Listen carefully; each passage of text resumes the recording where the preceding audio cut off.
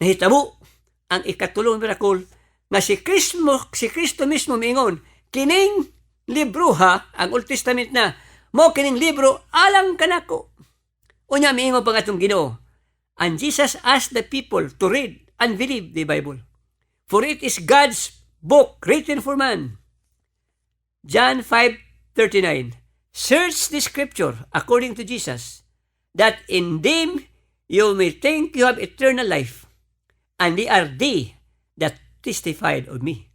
Hala, pangitaa ang kasulatan, buklara ang kasulatan, basaha ang kasulatan, kay naa diha ang kinabuhi nga way katapusan, o kana nagpahimatuod kanako. Migsoon. Sa Hebrew 1:1-2, God who at sundry times and in diverse places, magigsoon ko na itong mapanahuna ang atong Jesucristo sa karaang panahon, He talked to the people, to the prophets. Apan karong panahuna, nakiksulti ang Ginoo, pinagi sa iyang anak. Pinagi sa iyang anak. Magigsoon, talking about the whole Bible. Talking of the entire Bible. The entire Bible, the Old Testament, was written by God the Father through the prophets. And the New Testament was written by the Son through the apostles. And the Spirit is the one who guide the writers and do the production. Mao kini mga igsoon ko ang katingalahan nga ang Biblia iyang yung libro sa Ginoo. Sinulat sa Diyos Amahan, gipasulat ang mga propitas. Pag-abot ni Kristo sa kalibutan, gipasulat sa mga apostoles. O naghimo nini, ang nagdirect nini, mao ang Holy Spirit. So the Bible comes from the triune God. O sa pagkabanhaw ni Kristo, unsa man, beyond question, we can see that the Bible is the real Word of God. Na mao gyud tinuod nga libro iya sa Dios. That's why we believe the Bible as God's Word. To reject the Word of God is to cast away all knowledge and all hope. But to accept it means to have all answers and to rest in a divine peace that passeth all understanding. And friends, naa pa, ang Biblia, mauragoy Biblia, nagiingon si Kristo, kining libro ha, muni akong libro, kining libro ha, nagsulti alang kanako. That's why, friends, the Holy Spirit, the Father and the Son, telling us that the Bible of the Christian religion is the only book that is true, then we reject all other Bibles that are not testified and be validated by Jesus Christ. One more, since the Bible is the only book that is endorsed by Jesus Christ from heaven, then we can see that that is the only Bible honored by God. That's why we reject all other Bibles in the world that are not testified and validated by Jesus Christ. Mo ka na maigsoon ko. So, unsay significance, unsay kahulugan sa pagkabanhaw ni Kristo, ang kahulugan nga dako mao nga nagpamatuod nga ang Biblia libro sa Dios. The Bible is the book of God. So it is not man-made. It is written by man but guided by God. So may igsuon ning kabuntagon. Ako mangsultihan nga ni ay libro nga gikan sa Dios. Gikan karon dili ta moingon na ang Bible iya sa tao. Iya ka na sa Dios. O iya pa sa tao, makasuwat ka na ng mga prophecies. Mga prophecies. Di ba? God only knows the future. So na tao magsuwat about the future, unya hingabot, meaning the God of the future is the one guiding him. So it was God who guided the prophets. It was God who guides the apostles sa pagsulat. Kaya nga naman, ang ilang ipangsuwat, pulos ng hitabo. So di kabutagon, salamat sa pagkabanhaw sa itong Jesucristo. Nga, iyang ipamatud-an ang iyang libro nga mo'y libro sa kinabuhi gikan sa Dios. Okay? Ang ikaduha, mga igsuon ko, mao ni, it proves that Jesus Christ is God. Kining pagkabanhaw ni Kristo, nagpamatuod nga si Kristo Dios. He is the fountain of life. Psalms 36:9, for with thee is the fountain of life. May igsoon na din nga fountain of life. O saan yung fountain of life? Tuburan sa kinabuhi. Dinhi magsugod dinhi mo kini ang naghatag sa tanang kinds of life. Animal life, tree life, human life, eternal life, tanang mga life nagasgikan ning fountain of life. Kinsa ning fountain of life? Ang fountain of life mo si Jesucristo. Jesus is the life personified. Fountain of life. Kinsa ning fountain of life? He is Jesus personified. He is life personified. Si Kristo mo'y kinabuhi nga himong tao. Kinabuhi nga makita nato. Nga naman, Pastor, He is the life. John 11:25. Jesus said, I am the resurrection and the life. He that believeth in me, though he were dead, yet shall he live. John 14:6. I am the way, the truth, and the life. Acts 3:15. Jesus is called the Prince of Life. Maigsuon ko, si Kristo kinabuhi, o siya ang tuburan sa kinabuhi. Aron mo mahibalo nga no si Kristo tinuod yung kinabuhi. Sa dinhis kalibutan, nagbanhaw siya tulo ka tao. Kining pakita yun, makabanhaw siya tao. Primero, kinsa may gibanhaw? Kadtong batang gamay, mga 12 anyos, namatay. Yung mga to si Jesus, namatay. Hingat nung atong Ginoo. Unya, ang bata, patay na, iyang ipatindog. Unya, hingbako ng bata, gidangat to sa nanay, nga diya buhi na. Kalapakan, ana. Nabanhaw niya. Apan ang mga Hudiyo, wa ako nung mabanhaw kay katong bata, gibuntas lang. Katarang binuwa nga. Sige lang.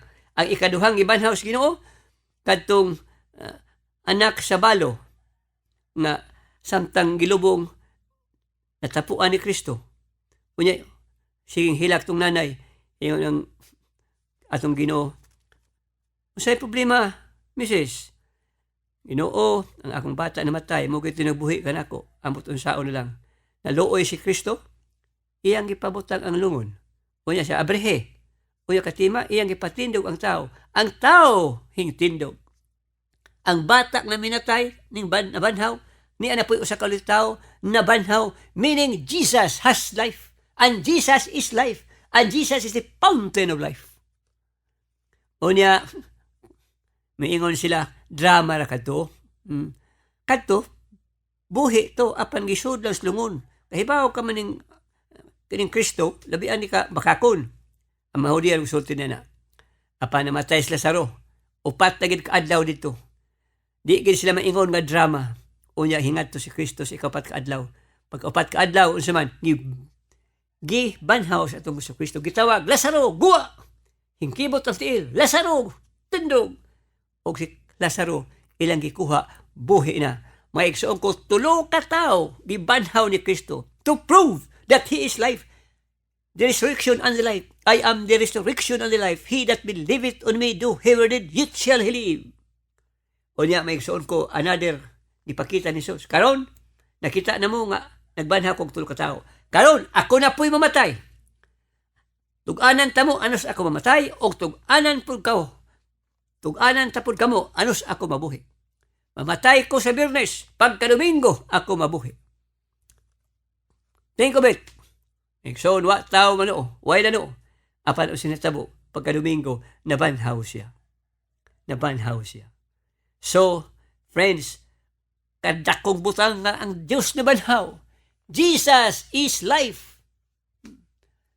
Muna may igsuon ko, tungod kay Jesus kinabuhi, kita po usab mabuhi. Resurrection is a great comfort and hope to the believers. Kining pagkatao, kining pagkabanaw ni Kristo, dakong paglaom. Unya kalipay sa ning tuo kaniya. His presence is joy, strength, protection, and supply. Ang iyang presensya, unsa man na, atong kalipay, atong kusog, atong proteksyon, o atong supply sa atong kinabuhi. Pagkalindot pigsoon ko, ning kabuntagon, ang mensahe mao, tungod kay si Kristo buhi, I can face tomorrow. Si Kristo buhi, may atong kanta sa karong buntag, because He lives, I can face tomorrow. Because He lives, all fears are gone. And because I know He holds the future, and life is worth a living just because He lives. So, si Kristo na buhi, alang kanimo, og uban si Kristo sa imong kinabuhi. Og pasudon ninyo sa inyong kasing-kasing, He will be with you. Hebrew 13:5. I will never leave thee, nor forsake thee. Unya sa Psalms 91:15, I will be with you in trouble. Ubanan ko kamo sa inyong mga kagulanan. What a great comfort, His presence and His resurrection. Saglit si David, naibaw siya nga nag-uban kaniya. Unsay sulti ni David, Yea, do I walk through the valley of the shadow of death, I will fear no evil, for thou art with me. Mga kaigsuunan, tungod sa pagkabanhaw ni Kristo, kita mga Kristohanon, dili na mahadlok sa kamatayon. Ibaw ka, dakang mga tao na hadlok sa kamatayon. Unsa may rason nga ang tao hadlok sa kamatayon?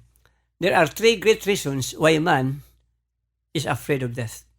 Ibaw ka, primero rason nga nung hadlok ang tao sa kamatayon. Primero, kanang the fear of dying. Kanang unsaon pagkamatay.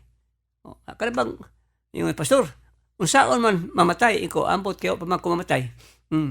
Kanang yung kakuyaw, pras kanang operahanan ka, nga samtang pagka-operahe, nagtiganto ka pa sa operating room, unsa man, arang kulbaan mo. Kaya nga naman, what will happen? Muna usa ka, why man is afraid of death. Una ikaduha, kanang the pain of separation. Nga sa imong pagkamatay kapait, kaya nga naman, mubulag ka sa imong mga hinigugma. Arang paita na. Ang gani mga kabayan, mag-unay trato lang, daon sa paghag imong kapika sa kinabuhi, imong anak, imong parente, imong close sa imong kinabuhi. Grabe. O ang ikatulo, ngano ang tao hadlok sa kamatayon? He does not know what is beyond the grave. Wa siya may baw unsay luyo sa lubnganan. Sanglit maigsoon ko, aron kining atong kahadlok mabungkag hing si Kristo ming lusad sa kalibutan. Unya, unsa may number 1, nagdala siya kinabuhi nga walay katapusan. Ug mutuo ka sa atong Kristo, dili ta magbulag sa atong mga kaigsuonan. Kung imong igsuon nito kang Kristo, ikaw yung kang Kristo, dili ka mo magkabulag. Kaya nga naman, Jesus said, I am the resurrection and the life, and he that believeth on me, though he were dead, yet shall he live. Kung ikaw to kang Kristo, ang usayang to kang Kristo, pagkamatay ninyo, there will be a great reunion in heaven. Death cannot separate us. It may separate us only in a moment of time, but not for eternity. Dili gyud sa kadugayan, mo kini nga ang Kristohanon ug mamatyan, you can sing. Dili gyud ikaw nga ma-down nga labi ang ka-depressed nimo kay namatyan ka. Kay nga naman, you know that death cannot separate us. Unya ka na pang the pain of separation, makuha na. Kay nga naman, mahibalo ka mangyod nga dili ta magdugay magkitaay pa. Kay ugwa ta mahibaw nga magkitaay ta, very painful ang breaking up sa atong mga kinabuhi. But thank God, He came to the world and bring us life. And that if you have that life, we all will live. Because He lives, we also will live. Mga igsoon, mo ka na ang mensahe ng kabuntagon. Unya, og atong mahal sa kinabuhi mamatay. Muhilak ta tungod sa kamingaw. Apan deep in the heart na ikalipay. Thinking, now there will be a great reunion beyond the grave. Mamatyan ganita, we don't lose a wife or a husband or a child. We just miss him or her. We just missed. But we don't lose him. Mao kana ang mensahe ning Easter Sunday, ning adlaw sa pagkabanhaw, nga tungod kay kita na kang Kristo. Kung kinsa man mamatay ka nato, we don't lost her. Mumiss lang kita. Muna may igsoon kung adig yung kakayo, broken down kung ikaw mamatyan, knowing that God gives you a hope of eternal life. So ni kabuntagon may igsoon ko, imo bang dawaton si Kristo, nga maong kinabuhi sa kinabuhi, aron ikaw may kinabuhing dayon? Accept Jesus now, tomorrow may be too late. As I said, friends, life in Christ is an endless hope, and that life without Him is a hopeless end. We